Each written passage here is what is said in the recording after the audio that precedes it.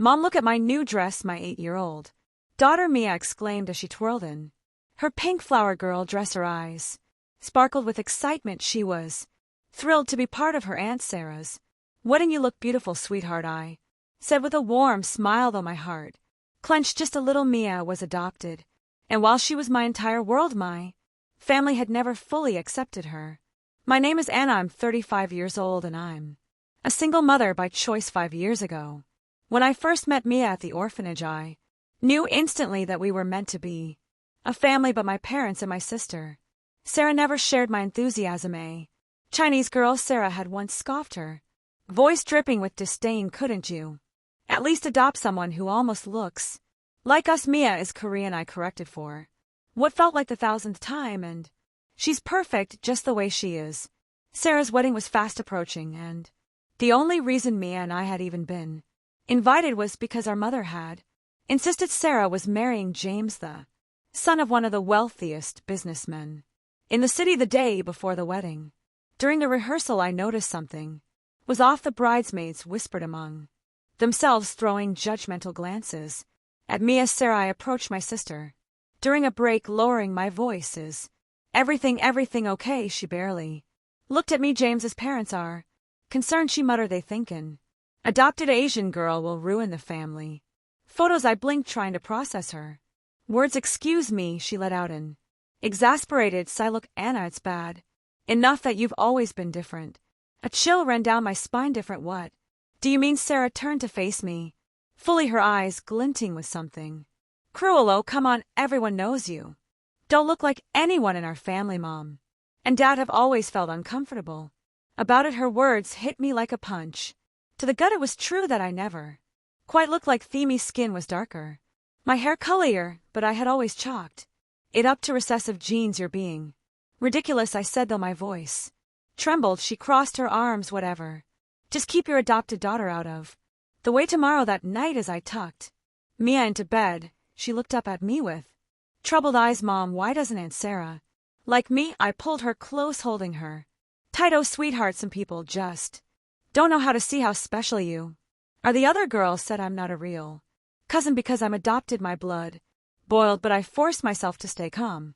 For Mia's sake, family isn't about blood, baby, it's about love. The next morning we arrived early at the church. Mia was radiant in her dress, practicing how to toss flower petals, but everything fell apart during the pre-ceremony photos. The adopted girl can't be in the family pictures, James's mother suddenly declared. Mia's face fell. But I'm a flower girl, she protested, her eyes brimming with tears. Sarah's voice was cold as ice. You're not part of this family, neither of you are. I felt Mia stiffen in my arms as my heart pounded.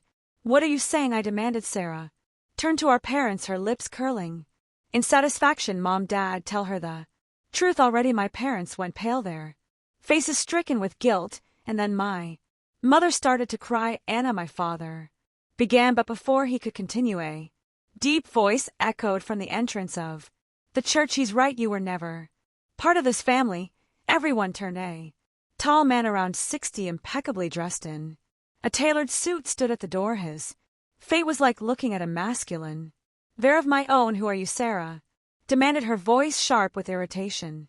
The man smiled slightly, but his piercing gaze was locked on me. My name is Richard Vernon, and Anna is my daughter. A stunned silence filled the church. My mother swayed on her feet before collapsing in a dead faint, while my father, the man I had believed to be my father, went pale as a ghost. This is ridiculous, Sarah shrieked, her voice rising in hysteria.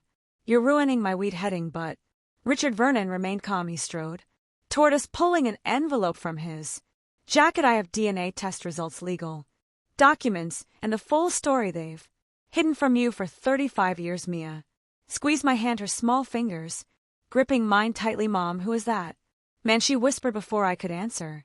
My mother, now fully consciously out a strangled cry. You have no right to be here, she screamed. We had a deal. Richard's expression hardened. The deal, he said coldly, was that I would stay away until Anna turned 35. She had a birthday last week. My mind was spinning.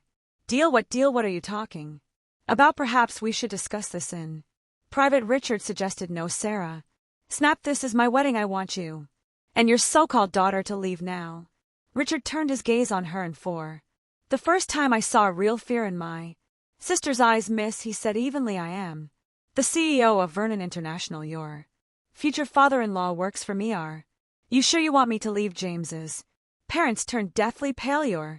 You're Richard Vernon, James's mother whispered in shock. Richard ignored them and looked back at me. Anna, he said gently, I know this is overwhelming, but your biological mother, me late wife, Isabella, would have wanted you to know the truth today. My heart pounded. I don't want to hear any of this, I said, my voice shaking. I scooped Mia into my arms. Leighton, go sweetheart, wait. Richard pulled out a worn photograph from his wallet and held it out to me. Just look at this. I hesitated, then took it. The image was of a breathtaking woman with the same curly hair and warm brown skin that remembered mine. She was holding a baby. My breath caught. It was like looking in a mirror.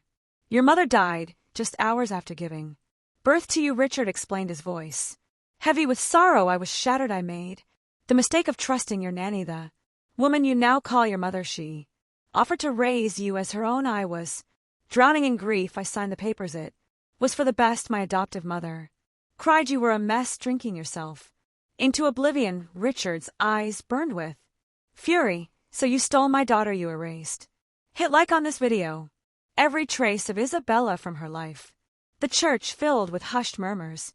The wedding had turned into a full-blown scandal. Mia tugged at my sleeve. Mommy, he's like us, isn't he? She whispered. He was looking for you, just like you looked for me. Her words hit me like a revelation. I turned to the family that had raised me, the family that had always made me feel like an outsider. Then I looked at Richard, whose eyes mirrored mine, whose skin matched mine. I exhaled sharply. Let's go. Sarah let out a bitter laugh. Of course, just run away. You and your little charity case never belonged here anyway. I turned to her one last time, my voice steady. You're right, Sarah. I was never part of this family. I glanced at Mia and smiled, and I am so grateful for that. Richard took us to a private restaurant where Mia immediately warmed up to him. She was full of curiosity, peppering him with questions between bites of her ice cream. So does this mean you're my grandpa? She asked, her big eyes sparkling with excitement. Richard chuckled, glancing at me. For permission, if your mother allows it, I would love to be your grandfather. I took a deep breath. I need to know everything, I said at last, from the very beginning. Richard nodded and pulled a leather-bound photo album from his briefcase. Your mother, Isabella, was an architect, he began. We met when her firm was hired to design the headquarters of my company. It was love at first sight. I flipped through the pages, staring at pictures of a joyful couple traveling the world, building a life together. They looked so in love, so happy. When she got pregnant with you, it was the best moment of our lives. Richard continued, his voice growing thick with emotion. But there were complications during childbirth. He swallowed hard, his usually steady demeanor wavering. The doctors, they could only save one of you. My hands trembled as I traced my mother's face in a hospital photo. She was holding a newborn, gazing down at me with pure love. She chose you. Tears spilled down my cheeks. I fell apart after she died. Richard admitted. I was lost and in my grief.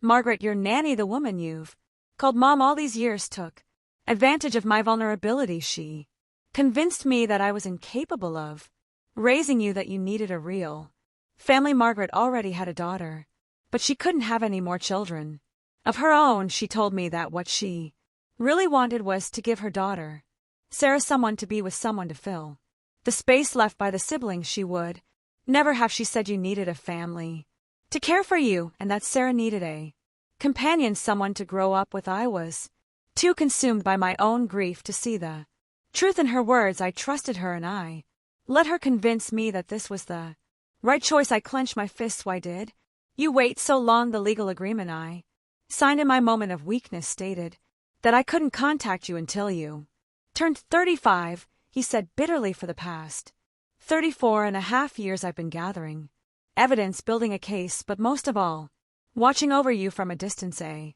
shiver ran down my spine. You watched me.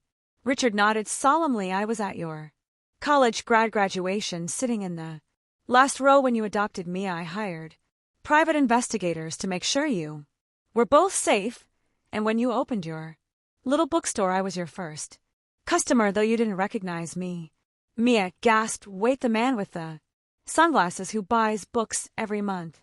Richard smiled. "That was me. I couldn't be in your life, but I needed to be part of it in some way." I stared at him, the puzzle pieces of my life rearranging themselves in a way that finally made sense. "Wait a minute," I murmured, a memory surfacing. "The loan for the bookstore, the bank approved it so fast." Richard gave a guilty nod. "Your business plan was solid on its own, but I may have pulled a few strings." My phone vibrated for the 100th time. Calls, messages, all from my adoptive family. I ignored them. "What happens now?" I asked. Richard leaned back. "That's up to you." His voice was gentle but firm. "Legally, you are my heir. Vernon International will be yours someday, but more importantly, I want the chance to be your father and Mia's grandfather." "Do I have to decide right now?" "Of course not. Take all the time you need." He hesitated, then reached into his briefcase again, his fingers lingering for a moment before pulling out another envelope. His voice was softer this time, almost reverent. "Your mother left this for you," he said softly, his voice tinged with a mixture of regret and affection. "She gave it to me before you were even born. She told me sometimes she couldn't see the future clearly. She was afraid, Anna, afraid that she might not be there for you, afraid that she wouldn't be enough. She told me it was just her own fear getting the best of her, but she wanted to be sure just in case." Richard's hands trembled slightly as he continued, the weight of the memories making his voice crack. "I remember how she looked at me, almost pleading, telling me that if anything ever happened to her, she wanted you to have this. I told her I might not be able to do it alone, that I might make mistakes trying to raise you by myself. I feared I wouldn't be enough, and that terrified me. Anna, terrified me, that I wouldn't know how to love you the way she would have." He paused, closing his eyes for a moment as if to gather his thoughts. "I wanted to promise her everything, to raise you the way she would have, but I didn't know how, and the fear of failing you, of not being what you needed, of not being enough, it haunted me." His voice softened, almost a whisper, "But I made her that promise anyway, because even though I was afraid, I knew I had to try. I couldn't let her down, and now I'm here doing my best, trying to live up to the man she believed I could be, even when I doubted myself." With trembling hands, I opened the envelope. The paper inside was slightly aged, the ink slightly faded, but the words were strong, filled with the depth of a mother's love. "My dearest Anna, if you are reading this, it means I am no longer with you. I pray that I was wrong, that you never had to see this letter, that I lived to watch you grow into the incredible person I know you will become. But sometimes in the quiet moments I couldn't help but feel that my time might be shorter than I wanted, and if that is the case, I need you to know this: every second I spent with you from the moment I knew you were inside me was the greatest joy of my life. Your father is a good man. I know he loves you, though sometimes it takes him time to find his way back to you. Please forgive him for the distance, for the silence that stretched between you. Love, when it is true, doesn't always know how to speak. It gets tangled in itself, lost in the spaces where it doesn't know how to reach. True love makes us do foolish things, and his love for me, for you, was always real. As my final wish, I want you to have something that is a piece of me, a place where you were meant to grow, the first house I ever designed, your birthplace. It belongs to you now. Live a full life there, Anna. Fill it with love, with laughter, with memories, and never, not for a second, doubt that you were loved beyond words, with eternal love. Love, Mom. Inside the envelope was a key. Subscribe for more revenge stories. Cold and solid in my palm, then another piece of paper, its weight heavier than it should have been, the deed to the house. Richard's voice was thick with emotion as he spoke. "This is where Isabella and I dreamed of raising you," he said. "I've kept it exactly as she left it, waiting for the day you would finally come home." A week later, Mia and I moved in. Richard helped us transition, giving a space, but always making sure we knew he was there. For the first time in my life, I felt like I truly belonged. My adoptive family made several attempts to reach me in the days after the wedding. Missed calls, unread messages, voicemails filled with demands, guilt trips, and desperate pleas. I ignored them all, but Sarah, she wouldn't let it go so easily. One afternoon, as I was restocking Shelves in my bookstore. The door burst open with a sharp chime of the bell. Sarah marched in, her heels clicking against the hardwood floor, her expression a mix of frustration and barely restrained fury. You owe me an explanation, she snapped, storming toward the counter I didn't even look up from. The books I was sorting. For what exactly? For ruining my wedding, she spat, slamming her hands down in front of me. I raised an eyebrow. The wedding still happened, didn't it? Sarah's mouth tightened. Yes, she admitted bitterly, but not the way it was supposed to. James's parents are furious. Do you have any idea what you've done? They lost major business contracts with Vernon International. They're blaming me for all of it. I sighed and placed another book on the shelf. That's not my problem. Her eyes flashed with anger. You were my sister. That made me pause. I finally met her gaze, my voice steady. No, Sarah, you never let me be something. Her expression wavered just for a second, but pride held her back from admitting the truth. Instead, she scoffed, spun on her heel, and stormed out, the door slamming behind her. I watched her go, feeling nothing. For the first time in my life, I was free from their expectations, their judgment, their conditions for love, and I didn't regret it. 6 months later, life has taken on a rhythm I never thought possible. Mia has flourished in ways I never imagined, and she adores her grandfather. Richard picks her up from piano lessons, helps her with her homework, and spoils her relentlessly. The other day, he brought home a grand piano, claiming it was a necessary investment in her musical talent. Grandpa, it's huge. Mia had gasped, her eyes wide as she ran her fingers across the keys. You can't expect a true musician to practice on anything less, Richard said, with a playful grin ruffling her hair.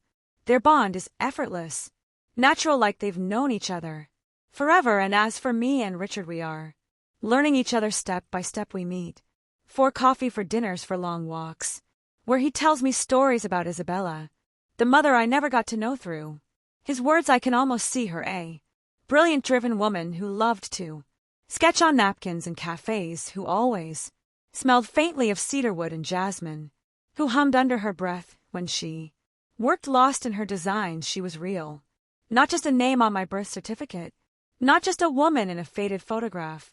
She lived, she loved, and she gave her life for me. The house she designed, the one she never got to raise me, and has become our home at night when the world is quiet. I run my fingers along the carved wooden banisters, the delicate arches, the thoughtful little details that she poured her soul into. She built this house for us, for me, and now for Mia. Framed photographs line the walls, telling our story. Isabella holding her newborn daughter, me years later holding Mia in my arms, and now Mia laughing with her grandfather. 3 generations, forever bound together. Sometimes the family we choose, the family that chooses us back, is more real than the one we were given. Mia taught me that when I adopted her, and now reconnecting with my father, I understand it completely. As Mia often says, love makes a family, and after 35 years, I finally know exactly what that means. Thanks for watching. If you enjoyed the story, like the video and subscribe to our channel. This is the Twist Vault, where justice always finds its way. See you next time.